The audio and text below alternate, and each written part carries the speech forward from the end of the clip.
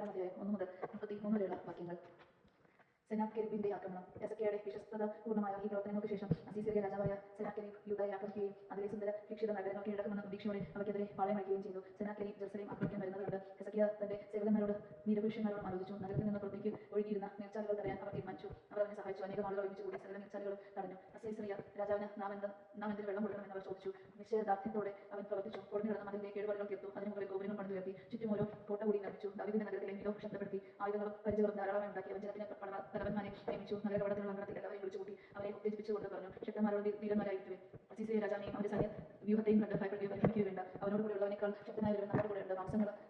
മാംസങ്ങളുമായ ഹസ്തമാണ് അവനോടൊപ്പുള്ളത്. നമ്മളോട് കൂടെ ഉള്ളത് നമ്മുടെ ദൈവമായ കർത്താവും അവിടുന്ന് നമ്മെ സഹായിക്കുകയും നമുക്ക് വേണ്ടി കൊടുക്കുകയും ചെയ്യും. യൂദാ രാജാവായ ഹെസക്കിയയുടെ വാക്കുകൾ ജനത്തിന് ധൈര്യം പകർന്നു. സൈന്യസമ്മേളനം ലാഖീഷ് ഉപരോധിച്ചുകൊണ്ടിരുന്ന അസീസിയ രാജാവായ സെനാകെരീബ് ജെറുസലേമിലേക്ക് ദൂതന്മാരെ അയച്ചു. യൂദാ രാജാവായ ഹെസക്കിയയുടെയും യൂദാ നിവാസികളോട് പറഞ്ഞു, അസീസിയ രാജാവായ സെനാകെരീബ് പറയുന്നു, എന്തിൽ ആശ്രയിച്ചുകൊണ്ടാണ് ജെറുസലേമിൽ നിങ്ങൾ പ്രതിരോധം ഏർപ്പെടുത്തിയത്? നമ്മുടെ ദൈവമായ കർത്താവ് അസീസിയ രാജാവിന്റെ കൈകളിൽ നിന്ന് നമ്മളെ രക്ഷിക്കുമെന്ന് പറഞ്ഞ് നിങ്ങളെ വഞ്ചിച്ച് വിശപ്പും ദാഹവും മൂലം നിങ്ങൾ മരിക്കാൻ ഹെസക്കിയ വഴി ഒരുക്കിയില്ലേ? ഈ ഹെസക്കിയ തന്നെയല്ലേ അവിടുന്ന് പൂജാരികളും ബലിപീഠങ്ങളും നശിപ്പിച്ചതും ഒരേ ഒരു ബലിപീഠത്തിന് മുൻപിൽ ആരാധിക്കുകയും അവിടുത്തെ മാത്രം ദഹനബലികൾ അർപ്പിക്കുകയും ചെയ്യണമെന്ന് യൂദയോടും ജെറുസലേമിനോടും ആജ്ഞാപിച്ചതും ഞാനും എന്റെ പിതാക്കന്മാരും മറ്റ് ജനതകളോടും ചെയ്തതെന്ന് നിങ്ങൾക്ക് അറിഞ്ഞുകൂടെ? അവരുടെ ദേവന്മാർക്ക് തങ്ങളുടെ ദേശത്തെ എന്റെ കയ്യിൽ നിന്ന് രക്ഷിക്കാൻ കഴിഞ്ഞു. എന്റെ പിതാക്കന്മാർ നിശേഷം നശിപ്പിച്ച ആ ജനതകളുടെ ദേവന്മാരിൽ ആർക്കാണ് തന്റെ ജനത്തെ എന്റെ കയ്യിൽ നിന്ന് രക്ഷിക്കാൻ കഴിഞ്ഞത്? പിന്നെ നിങ്ങളുടെ ദൈവം എന്റെ കയ്യിൽ നിന്ന് നിങ്ങളെ രക്ഷിക്കുമെന്നോ? അതിനാൽ ഹെസക്കിയ നിങ്ങളെ ഇപ്രകാരം വഞ്ചിക്കുകയോ വഴിതെറ്റിക്കുകയോ ചെയ്യാതിരിക്കട്ടെ.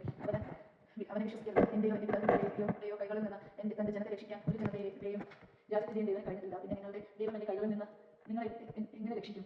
ദൈവമായ കർത്താവിനും അവിടുത്തെ ദാസനായ ഹെസക്കിയയ്ക്കുമെതിരെ ആദൂതന്മാർ കൂടുതൽ നിന്ദകൾ ചൊരിഞ്ഞു.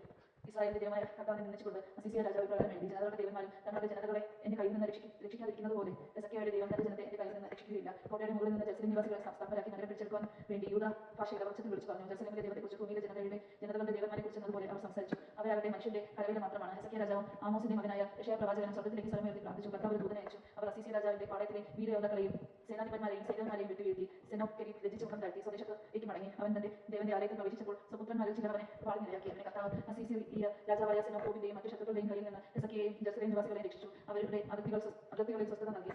വളരെ പേർ ജെറുസലേമിൽ കർത്താവിന് കാഴ്ചകൾ കൊണ്ടുവന്നു. യൂദാ രാജാവായ ഹെസക്കിയയ്ക്ക് വിലപിടിപ്പുള്ള സമ്മാനങ്ങളും നൽകി. അന്നു മുതൽ ജനങ്ങളുടെ മുമ്പിൽ അവൻ ബഹുമാനിതനായി. ഹെസക്കിയ രോഗം പിടിപെട്ട് മരണത്തോടടുത്തു. അവൻ കർത്താവിനോട് പ്രാർത്ഥിച്ചു. അവിടുന്ന് മുദ്ര നൽകി ഒരു അടയാളം കൊടുത്തു. എന്നാൽ അവൻ തനിക്ക് ലഭിച്ച നന്മകൾക്ക് നന്ദി പ്രകടിപ്പിച്ചില്ല. അവൻ അഹങ്കരിച്ചു. അതിനാൽ അവന്റെയും യൂദായുടെയും ജെറുസലേമിന്റെയും മേൽ ക്രോധം ജ്വലിച്ചു. എന്നാൽ തന്റെ അഹങ്കാരത്തെക്കുറിച്ച് അവനോട് ജെറുസലേം നിവാസികൾ അനുഭവിച്ചതിനാൽ കർത്താവിന്റെ ക്രോധം ഹെസക്കിയയുടെ കാലത്ത് അവരുടെ മേൽ പതിച്ചില്ല. ഹെസക്കിയ വളരെ സമ്പന്നനും വലിയ കീർത്തിമാനുമായിരുന്നു. വെള്ളി, സ്വർണ്ണം, രത്നങ്ങൾ, സുഗന്ധദ്രവ്യങ്ങൾ, പരിചകൾ, വിലപിടിപ്പുള്ള വിവിധതരം പാത്രങ്ങൾ എന്നിവ സൂക്ഷിക്കാൻ അവൻ ഭണ്ഡാരങ്ങൾ നിർമ്മിച്ചു. ധാന്യം, വീഞ്ഞ്, എണ്ണ എന്നിവയ്ക്കായി സംഭരണശാലകളും ആടുമാടുകൾക്ക് അലകളും പണിതു. അവൻ തനിക്ക് വേണ്ടി നഗരങ്ങൾ പണിയുകയും ആടുമാടുകളെ സമ്പാദിക്കുകയും ചെയ്തു. ദൈവം അവന് വളരെയധികം സമ്പത്ത് നൽകിയിരുന്നു. ഷിഹോൻ അരുവിയുടെ മുകളിലെ കൈവഴി കടന്ന് ജനം ദാവീദിന്റെ നഗരത്തിന്റെ പട്ടണങ്ങൾ അവിടേക്ക് തിരിച്ചുവിട്ടു. ഈ ഹെസക്കിയയാണ് തന്റെ എല്ലാ ഉദ്യമങ്ങളിലും അവന് വിജയമുണ്ടായി. ദേശത്ത് സംഭവിച്ച അടയാളത്തെപ്പറ്റി അന്വേഷിക്കുന്നതിന് ബാബിലോൺ പ്രഭുക്കന്മാരെ അയച്ച ദൂതന്മാരുടെ കാര്യത്തിൽ സ്വന്തം ഇഷ്ടമനുസരിച്ച് പ്രവർത്തിക്കാൻ ദൈവം അവനെ അനുവദിച്ചു. അത് അവനെ പരീക്ഷിക്കുന്നതിനും അവന്റെ ഉള്ളറിയുന്നതിനും വേണ്ടിയായിരുന്നു. ഹെസക്കിയയുടെ ഇത്തരം പ്രവർത്തനങ്ങളും അവൻ ചെയ്ത നല്ല കാര്യങ്ങളും ആമോസിന്റെ പുത്രനായ യെശയ്യാ പ്രവാചകന്റെ ദർശനത്തിലും യൂദായിലെ ഇസ്രായേലിലെ രാജാക്കന്മാരുടെ